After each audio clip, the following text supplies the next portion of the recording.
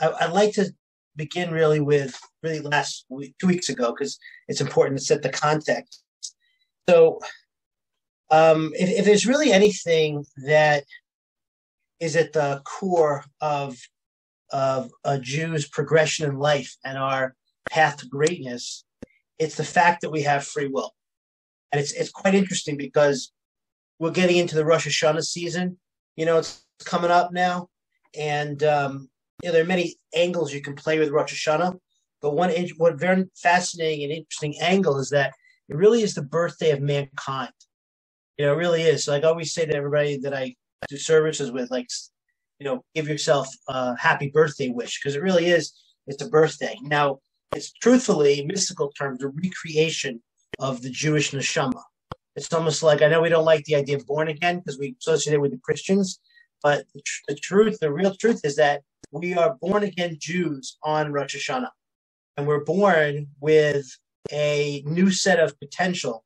I heard it once described as a parallel to the Big Bang.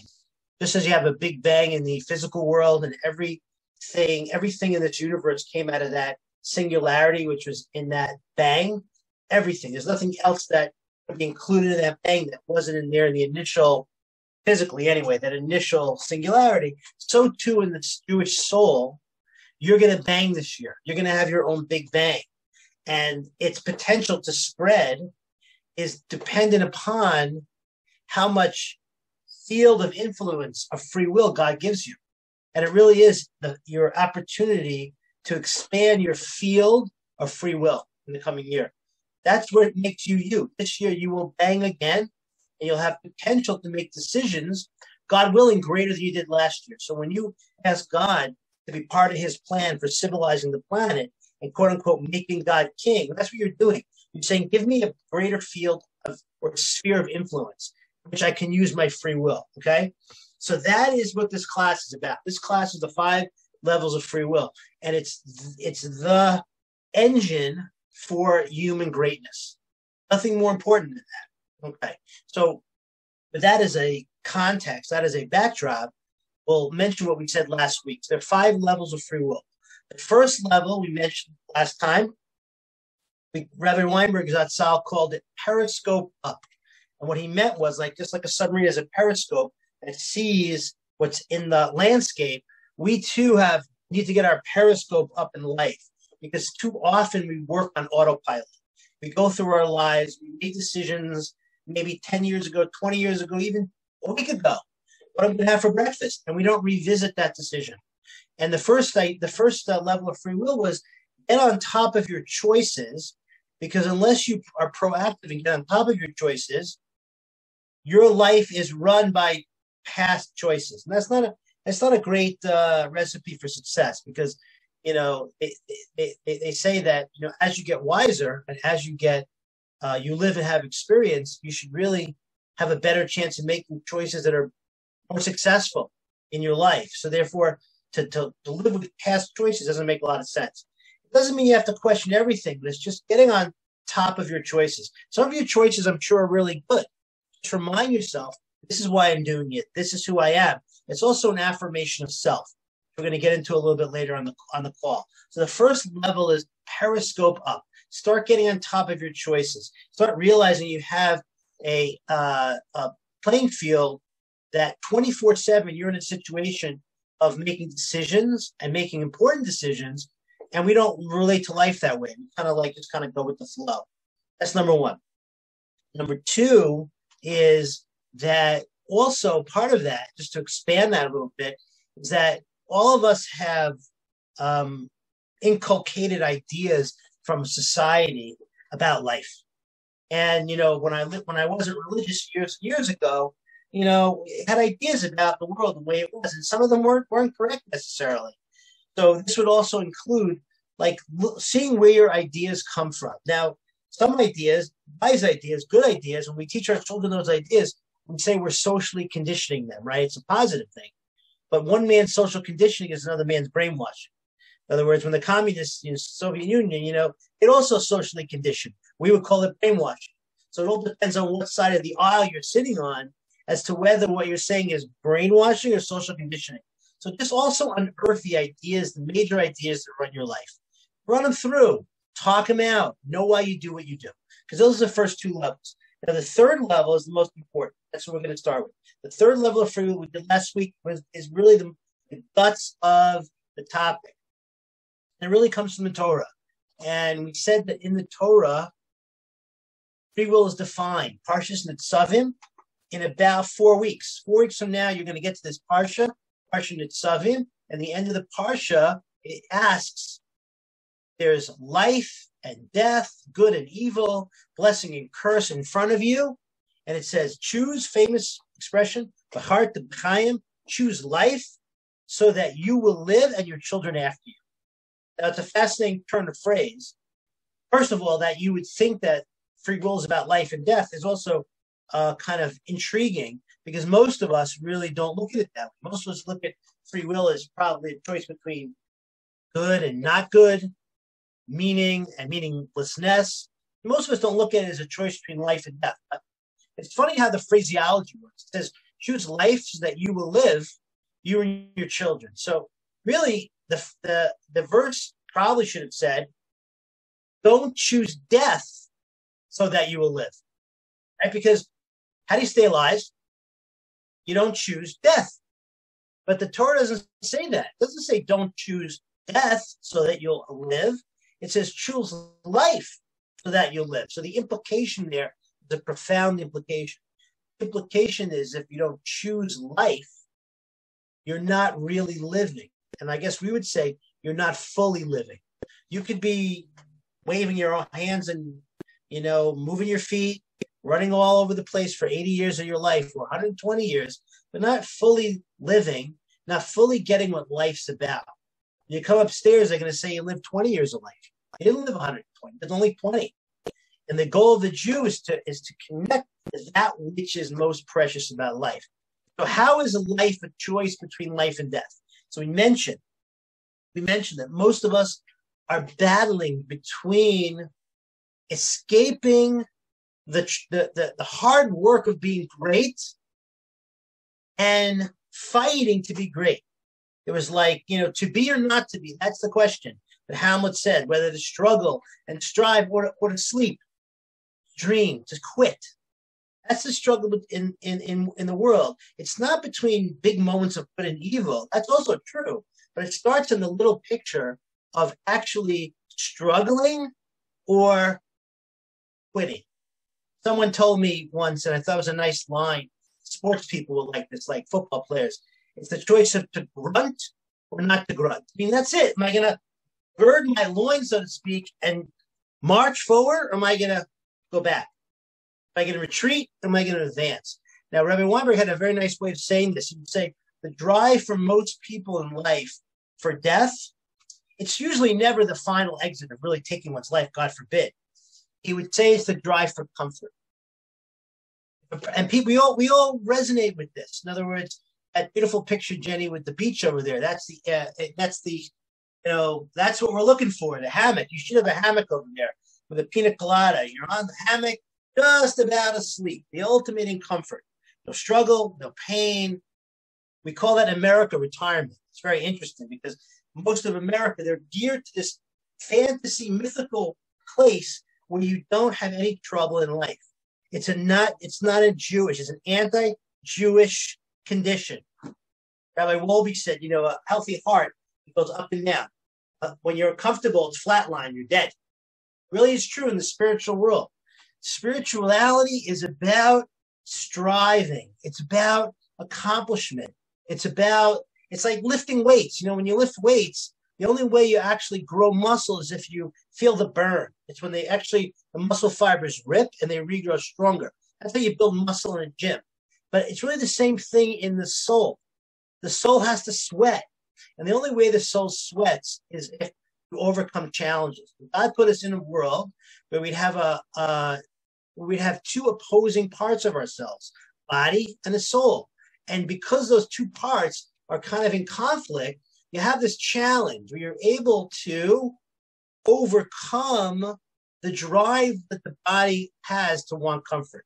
The body wants to sleep. The body wants to dream. The body wants to procrastinate. The body wants the air conditioning really high and really wants to go to sleep. And the soul wants to live. The soul wants to sweat. The soul wants to conquer. And that therein gives us our free will. So he said, in a very practical way, the choice of free will is the choice between what you want to do versus what you feel like doing. And it's not semantic. It's very important. What you want to do are your aspirations. When I say to you, at 11 o'clock at night before you go to bed, what do you really want for yourself? You'll say, I want to be a patient mother. I want to be a sensitive spouse. I want to be courageous and stand up for myself. I want to help the Jewish people. Like, you'll give me a list. Everybody will give a list of what they really want in their lives. And what I would say, that's what they want. Capital W. That is what they want. But when you get up in the morning and you decided, I really want to run this morning, I want to do my aerobics or my Zumba at 7 o'clock, and then the alarm goes off and you hit the snooze button, and what you're saying internally is, you know what, I do want to do my run for the day, but I feel like hugging my pillow. I feel like sleeping for the next half an hour. So you see, free will, Rabbi Warren would say so beautifully, the struggle between what you want to do versus what you feel like doing. I want to be in shape. I want to be on my diet and feel like eating the chocolate cake. I want to be patient. My kids are driving me crazy and I feel like snapping, right? I want to help my coworker, get confident, but I don't have time for all of this, back and forth. So constantly we're in free will struggles, doing what we feel like doing versus feeling what we want to do. Now, it's a very practical definition. And I think what is most important for all of us is that we each have pivotal free will struggles, each one of us. In other words, I would say there are probably 6 to 8 free will struggles that God custom fit each one of us to have. And they're not the same. I have a free will struggle about, eating versus, comfort of eating versus, getting out there and having meeting. My wife doesn't have that. She just doesn't have it. She has other free will struggles, So the first thing is to say, everyone knows, really, if they think about it, what are my pivotal struggles? What are the things that I keep, falling into, like that pothole, that spiritual pothole I fall into all the time? It's probably 6 of them. What are those 6? Because if you don't unearth them, if you don't know this is a struggle that God is giving you to help you become great, you're going to be like, it's like you're going to be ambushed. That's what happens a lot. I know I had this situation with my mom that I do her finances for many years. And as she's gotten older, she just gets on my case about it, like again and again. And it's just very, annoying. Now I can look at it like, Mom, leave me alone. I got work to do. I could snap. I could be impatient, or I could just say, you know what? Right now, I'm just honoring my mother. It's not about the finances. It isn't about that. Just like hold it together.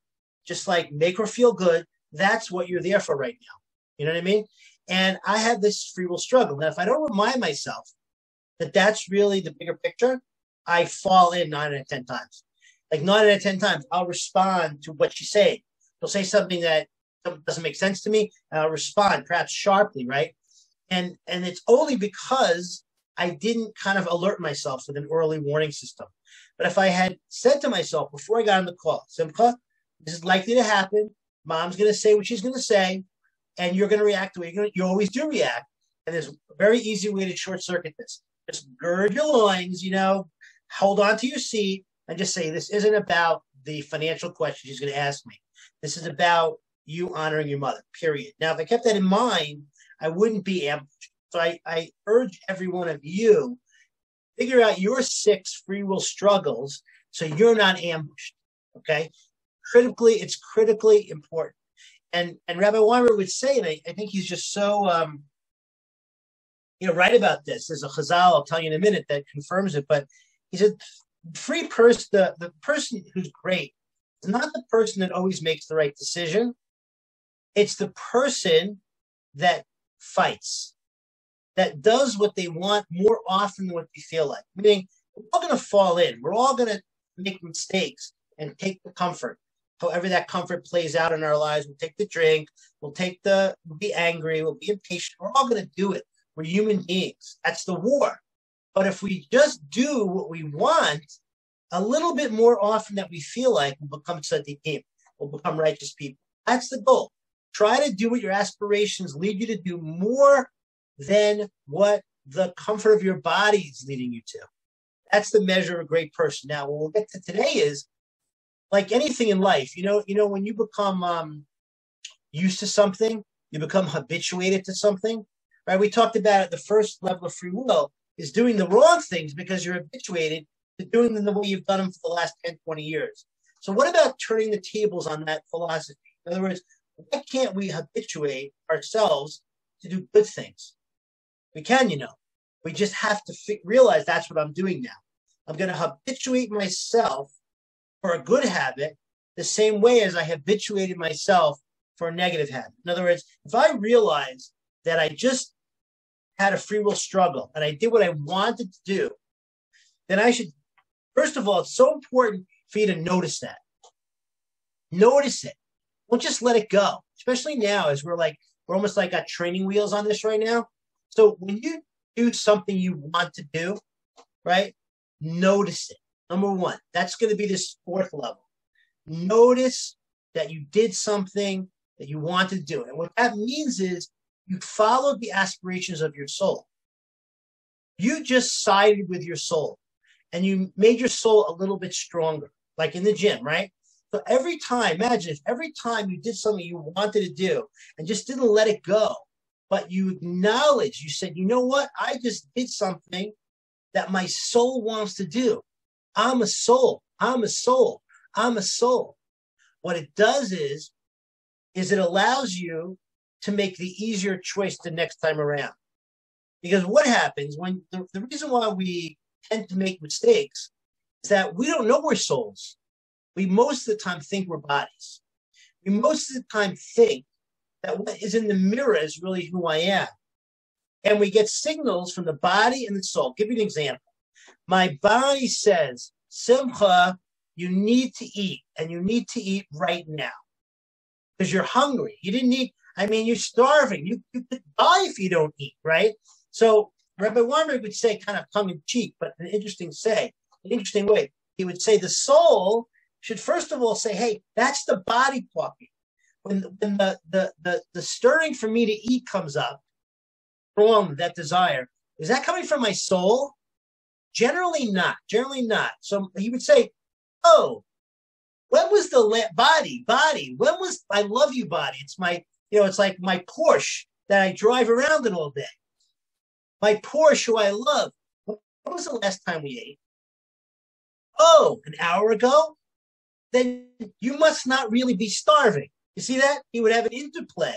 It would basically create a distance between your body and the soul. Because when you make mistakes, there's no distance. You are your body, and if you don't give in to quote unquote that desire, you're denying yourself. Now, I want to take you back because it has a real mystical root to this. If you go back to the Garden of Eden, Adam and Eve, when they were in the garden, before they ate from the tree of knowledge of good and evil, they were souls. And they knew they were souls. They had this appreciation that I'm spiritual, I'm connected to God. And you know what the murmurings of their evil inclination, their temptation, what was the first temptation in the Garden of Eden? It didn't come from inside of them. It came from this thing called the snake, the nachash. It was outside of them, right? Now, it's very fascinating. Inside, they knew who they were. Outside, there was a temptation. It's sort of like, when you go through the old days, 42nd Street, there was all these peep shows and stuff. It was like you were you, but there were these temptations outside, the billboards on the, that was a temptation. Once they ate from the tree of knowledge of good and evil, they brought that temptation internally, inside. And their concept of body and soul got enmeshed. And they didn't realize who was speaking. So when their voice inside says, we need to drop a cake, or we want to go out for a jog, they didn't differentiate that voice. So if the body, the desire was saying, we need this, and that controlled, quote unquote, the computer screen, they would go after the desires of the body.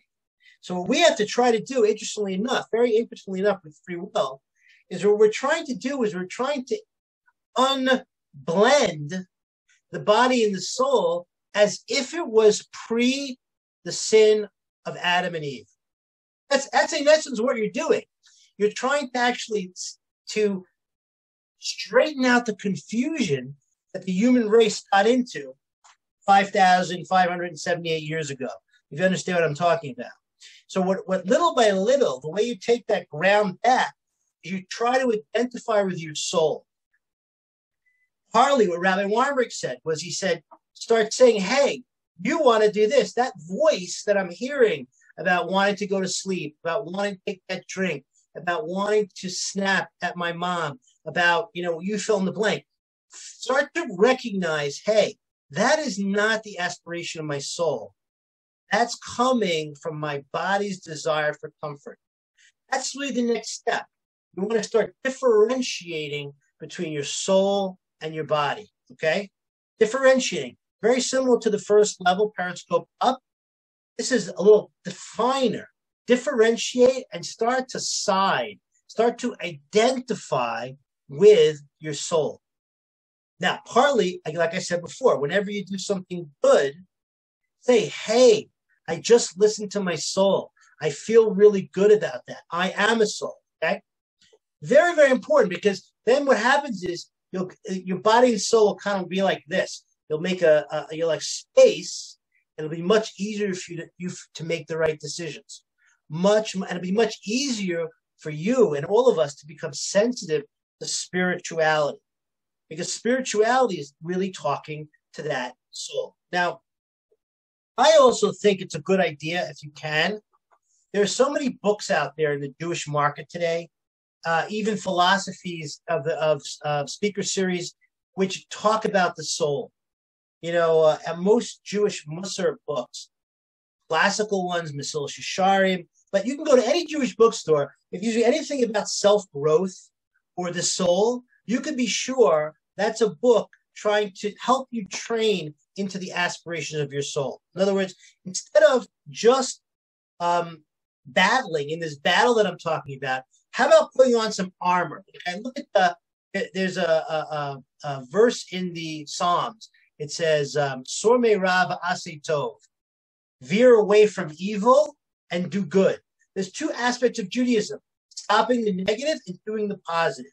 So when the body's trying to ambush you, and I give you these tips, that's staying away from the negative. But how about enriching your environment with spirituality, which is speaking to the soul? In other words, any Jewish book you have that speaks about the soul and who you really are is something I think you should be reading on like a daily basis to remind yourself and ingrain, I am a soul. I am a soul. Now, I want to just tell you a few different things that I've done or that might be helpful to people or my wife's done. There's a Jewish spirituality series called Sod HaAdam. Sod HaAdam, the secrets of a human being. It's by a Rebbitzin in Israel, Tusazinski, famous Rebbitzin. She has thousands of women doing this. And it's just this work. It's work about knowing your soul. It's literature and Torah about the soul. It's trying to get you to side with your soul. It does this fascinating thing. Can you please put it inside the chat? She says that when people are young and their parents give them a sense of God in a very healthy way, then they tend to end up being very healthy people. When the parents give them a very secure feeling and that's connected to God. It's a very beautiful thing. It's called Sod HaAdam. I'll get you the information. Maybe we'll put it out. Maybe we will. Let me try to write it down. We will put it on. Send it out an email. Sod HaAdam. Secret of man. That's what it really means. But anyway, she has an exercise, and it's called Targil Amun. Right, and just don't want to belabor it, but the way she gets at your strengths is she says you have to look at your weaknesses. You have to look at a lot of these things, like we're talking about the Yetzer Hara, the body things, and flip them. Because she says every time you have a weakness, it's really tipping you off. There's a hidden strength below it, right? So, and then she says, turn it around to a statement, an aspirational statement. So I'll give you an example of an aspirational. My wife did this for like 2 years. I'll give you an aspirational statement that was in one of the books. Listen to this. But it was gotten at by looking at a person's negative character, flipping it around, and trying to identify with it. So let me show you. Let me give you an example. It says, I know who I am. I am good, selfless person who is loving, at ease, accepting of others, offering encouragement and positivity. I engage in life with zrizis, which means alacrity, like I go for it. Idealism and responsibility with a sense of adventure and curiosity. I'm an open person who is secure, happy, and content with myself, sensitive to others, deep feeling, and full of simcha. I have harmony, order, a healing orientation, and passion. Okay? That's a statement. It's like an affirmational statement that who this person is, right? So imagine that every day, the idea was to do this twice a day, to meditate on it, really say this I am. Then it says, as a summary, I believe in myself, that I'm good, and that my value is not dependent on my accomplishments or success. Often we fall into, I believe in myself, I'm good, my value not dependent upon my accomplishments. I connect to the pain of feeling like a failure, meaning not measuring up to the statement, and I accept myself in the gap. Okay, now, it's a fascinating approach. This is, like I said before, is trying to, we call this musar, to get yourself to believe in real important, true concepts. So I just want to suggest this is a good approach to get either a book or a course of study, which fills your spiritual environment with positive affirmation. I want to show you something else. This is a psychological modality. I don't know if this is backwards on you. I don't know. Is that backwards or is it right? Right side up. It says no bad parts. I don't know. Now it looks, I don't know. My book looks backwards. But in any event, this is a actual psychological framework. It's called internally IFS. IFS is a modality of therapy. My wife actually is a therapist, and this is the modality she's found most helpful to people. It's called IFS, Internal Family Systems. Okay, I'll write it down for anybody. IFS, and the book I'm holding was No Bad Parts. Now, it's fascinating because it really traces the idea that we're all very healthy. We have this beautiful soul, but we have these parts of us, which maybe from other psychological terminology, dependent parts, which maybe weren't so healthy, which kind of, they fight with each other.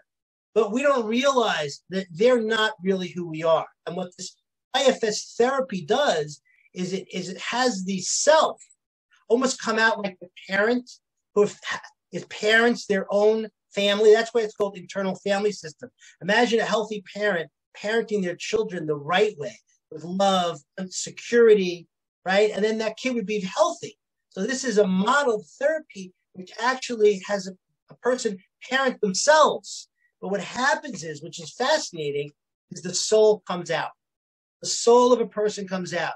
And in this therapeutic model, which is fascinating, the self, the actual self, is loving, compassionate, sensitive, and wise. It has all the answers. In other words, it doesn't need a self-help book. It doesn't need anything. It's got all the answers inside of themselves. Now, this is a Torah concept. And it was fascinating to me that this IFS therapy system came onto that. And I know my wife introduced me to one of the therapists. And he told me, he said, Simcha, I used to be an atheist.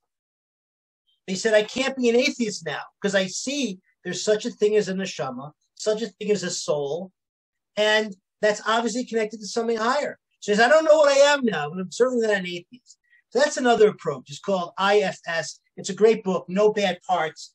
And I suggest anybody wants to read about it, you like psychology, do that as well. But the point is that whatever we can do to strengthen our attachment to our soul and habituate that, that is going to help us win this battle. And it's going to get us back to Adam and Eve post the hate, the sin that they did in the Garden of Eden, which is the ultimate goal to rectify mankind. That's what we're talking about here. Rectification of the human being. And remember what I said, Rabbi Warburg is a very practical suggestion. Talk yourself off the ledge. Let your soul start talking to your body. Have a conversation. It might be stilted initially, but hey, we really don't want to be not nice to mom right now. If you have a problem and you're impatient, and I don't want to shortchange my you body, I'll deal with you later. But right now, we're going to deal with mom. Even that dialogue, what it does, it distances you from the battle of the body and soul. My wife told me in IFS, just noticing your parts, that also means your soul is starting to emerge. Because if you didn't notice a part, there'd be no separation from you and it. So it's fascinating. Okay, that's that. The last level of free will, the highest level of free will is, I want to make one more comment before we get to the highest level.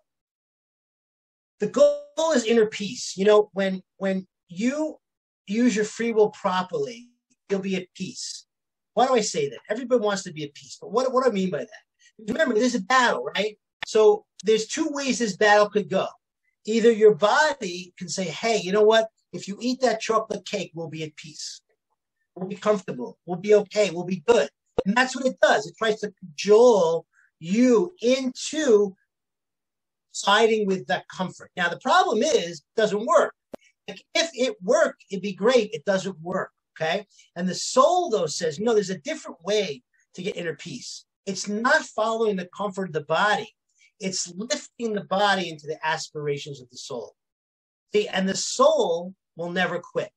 The body can be co-opted. In other words, I mentioned this 2 weeks ago when I first went jogging. I hated it. 16 years old, I tried to jog for an edge in my tennis career, and I hated it. After a while, my body got into jogging. It liked to run. It woke me up to go running. I think you can all identify with that. Instances where you've stuck to a program, whether it was exercise or diet or whatever it was, and your body actually really got into it, and the passion of the body was on your side. That's what we're talking about here. You want to lift your body into the aspiration of the soul. Rabbi Weimer would say, just like the body doesn't say, hey, eat that whole piece, eat that whole cake. There's a cake here, you can eat the whole thing. Most of us don't go for that. I would never eat the whole cake. But what does the body say? Just have a sliver. Just have a little piece. We'll start the diet tomorrow. We'll do it, whatever it is. It goes bit by bit. And then you look up after the cake is gone. Now, Rabbi Weinberg would say, why don't we do that from the soul side? Just say, hey, you know what? I'm just going to not eat that cake today. Tomorrow I could do it. You know what? I'm going to run a quarter mile. Usually I go 3 miles, but you know what? I don't have time today. So instead of just doing nothing, I'm going to go a quarter mile. And you know what? When you go a quarter mile, usually it says, hey, you might as well go another quarter mile. Or you're up to 3 miles. So you would say, use that trick for the soul. And as I said before, then you're going to build muscles of the soul and identify with the soul. And every time you win, you have to say, yay, soul, I'm a soul. Very, very important to start identifying with the soul. The last thing is to realize that the ultimate in free will is not just to side with your soul, is to identify with God. Because what is your soul? Your soul is really a connection to Hashem, to God.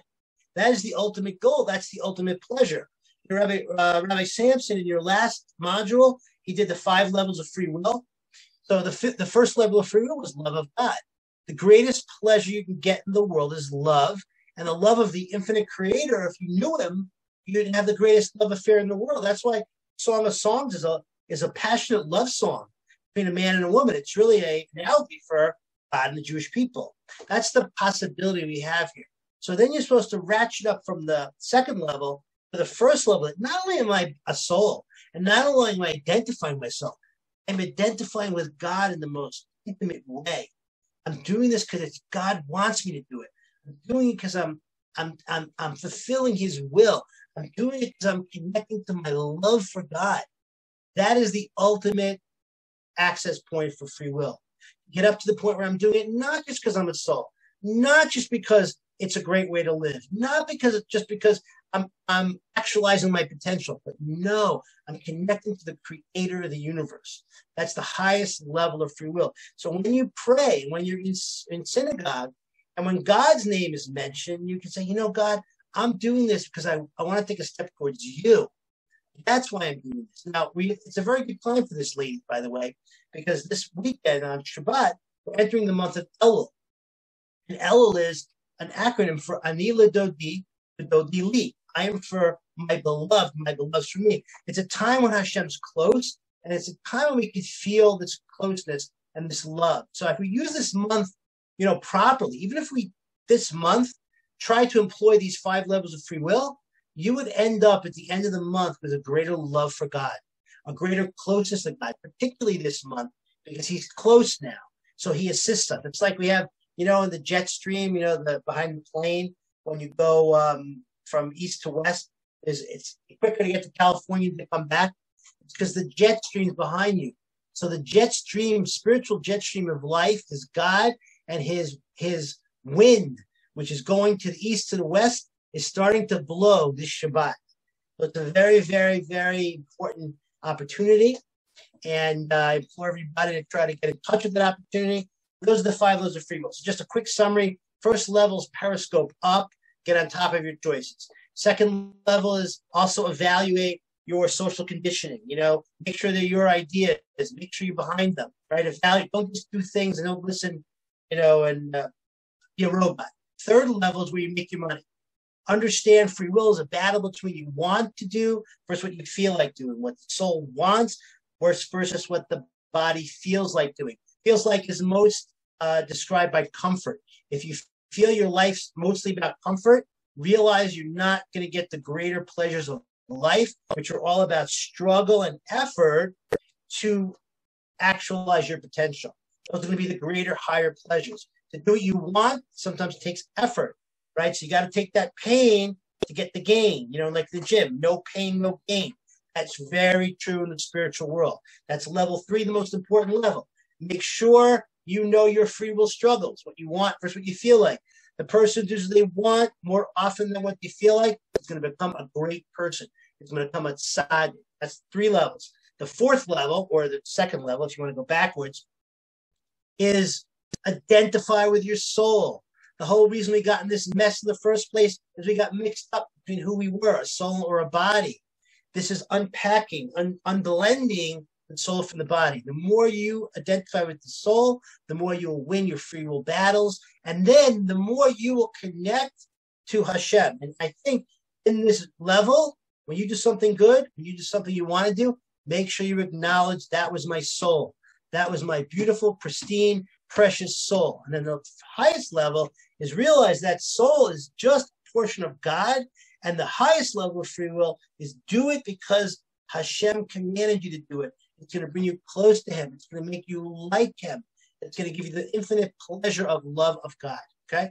Those are the 5 levels of free will. This next month, starting on Shabbat, gives you a great opportunity to test this out because God's close to us. So any gains that you make this next month will likely be gains that really stick with us. So my bracha to everybody is you should have lots of hatzlacha, you should have lots of success, everybody should have a good bench yard, you should have a very good new year with a very, very good judgment.